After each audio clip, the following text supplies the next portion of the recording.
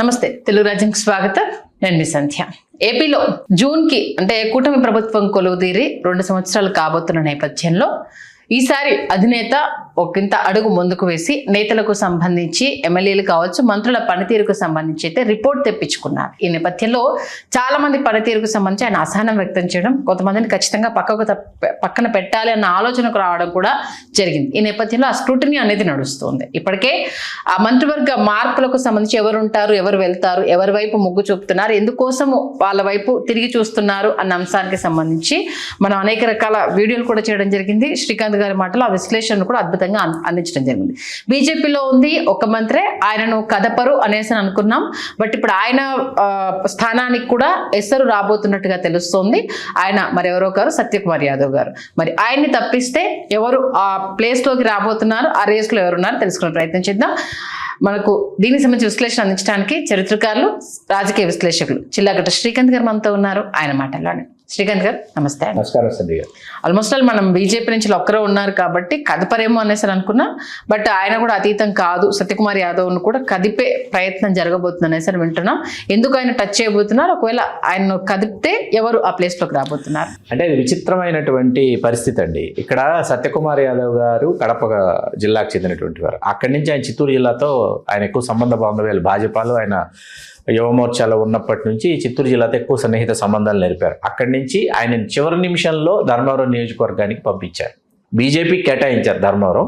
బీజేపీలో సత్యకుమార్ యాదవ్ గారిని తీసుకొచ్చారు అక్కడికి. వారు యాదవ్ సామాజిక వర్గానికి చెందిన వారు అయినప్పటికీ వెంకయ్య నాయుడు గారి ఇంట్లో ఆయన వారి సోదరుడి కుమార్తెను వివాహం చేసుకున్నారు కాబట్టి అదొక సామాజిక కోణం, సామాజిక సమీకరణని మనం పరిగణలోకి తీసుకోవాల్సి వస్తుంది. సరే, మీకు 2024 ఎన్నికల్లో వాస్తవానికి ధర్మవరం నియోజకవర్గం నుంచి పోటీ చేయాల్సినటువంటి నేత తెలుగుదేశం పార్టీకి చెందిన పరిటాల శ్రీరామ్ గారు. 2019 ఎన్నికల్లో ఆయన ఓడిపోయినటువంటి కారణంగా ఆయన ఏం చేశారంటే 2024కి ఆయన పోటీ చేసి ఉన్నట్లయితే ఖచ్చితంగా భారీ ఆధిక్యతతో గెలిచేవారు. కానీ సునీత గారికి రాప్తాడు నియోజకవర్గాన్ని కేటాయిస్తూ శ్రీరామ్ గారిని ధర్మవరం ఇన్ఛార్జ్ ఆయనే అంత క్రితం. ఆయన ఏం చేశారంటే ఈసారి ధర్మవరం ఇట్లా భాజపా కేటాయించాల్సి వస్తుంది, మీరు భాజపా అభ్యర్థి విజయానికి మీరు కృషి చేయాలి అని చంద్రబాబు నాయుడు గారు చెప్పటం. ఇది చాలా వ్యూహాత్మకమైన రాజకీయ ఎత్తుగడ. దీనిలో సామాజిక కోణం ఉంది, రాజకీయ కోణం ఉంది, ప్రాంతీయ కోణం ఉంది. ఎందుకు ఇన్ని కోణాలు కలగలిసిపోయి ఉన్నాయంటే ఈ ఉమ్మడి రాయలసీమ, గ్రేటర్ రాయలసీమ, నెల్లూరు, ప్రకాశం జిల్లాలతో కలిపి 6 జిల్లాలు, ఉమ్మడి జిల్లాలు తీసుకుంటే అక్కడ కమ్మ సామాజిక వర్గం సాంద్రత చాలా తక్కువైనప్పటికీ వాళ్ళ ఆధిపత్యం కొన్ని నియోజకవర్గాల్లో ఎక్కువ. మరీ ముఖ్యంగా అనంతపురం జిల్లాలో పరిటాల శ్రీరాములు గారు తర్వాత పరిటాల రవి గారు, పరిటాల రవి గారి తర్వాత సునీత గారు, సునీత గారితో పాటు వారి రవి గారి, సునీత గారి కుమారుడైన శ్రీరామ్ గారు. రాజకీయ పరంపర, వారసత్వం ఆ విధంగా కొనసాగుతుంది. రవి గారే ప్రత్యక్ష ఎన్నికలు మొదటిసారి పోటీ చేసి గెలిచింది, రాష్ట్ర మంత్రి అయింది పరిటాల రవి గారే.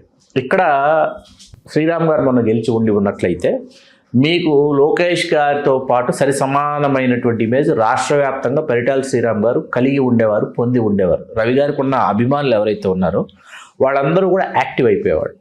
వాళ్ళందరూ యాక్టివ్ అయిపోయి అంటే బాగా ఇప్పుడున్న దానికంటే ఎక్కువ యాక్టివ్ అయిపోయి వాళ్ళు ఒక సైన్యంలాగా ఏర్పడి పరిటాల శ్రీరామ్ గారికి రాష్ట్ర మంత్రి పదవి ఇవ్వాలని విజ్ఞప్తి చేయడం కాదు, డిమాండ్ చేసే స్థాయికి అభిమానులు రాష్ట్రంలో ఉన్నారు, ఇప్పటికే ఉన్నారు.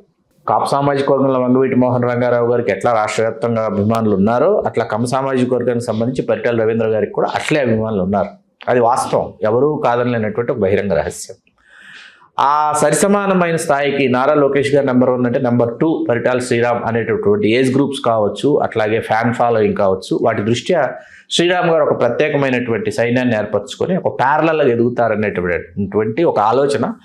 అది తన కుమారుడితో సరిసమానంగా, యువరాజుతో సరిసమానంగా మరొక సామంతరాజు యువరాజుగా ఎదగడం అనేది మహారాజు అయినటువంటి చంద్రబాబు నాయుడు గారికి గిట్టల. అందుకని ఎలా పక్కన పెట్టాలి వ్యూహాత్మకంగా ఆలోచించి ఆ నియోజకవర్గాన్ని భాజపాకు కేటాయించి అక్కడికి సత్యకుమార్ యాదవ్ గారిని తీసుకొచ్చి అక్కడ పరిటాల శ్రీరామ్ గారిని ఇరకాటంలో పెట్టారు.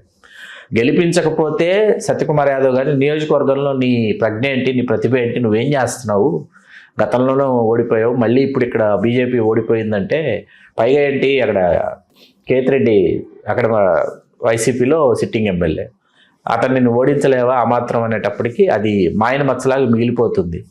అక్కడ పరిటాల శ్రీరామ్ గారి అభిమానులు సుతరామ అసలు సత్యకుమార్ యాదవ్ గారి విజయానికి కృషి చేయమని చెప్పి వాళ్ళు భీష్మించుకున్నటువంటి సందర్భాలు, సంఘటనలు కోకొల్లలు.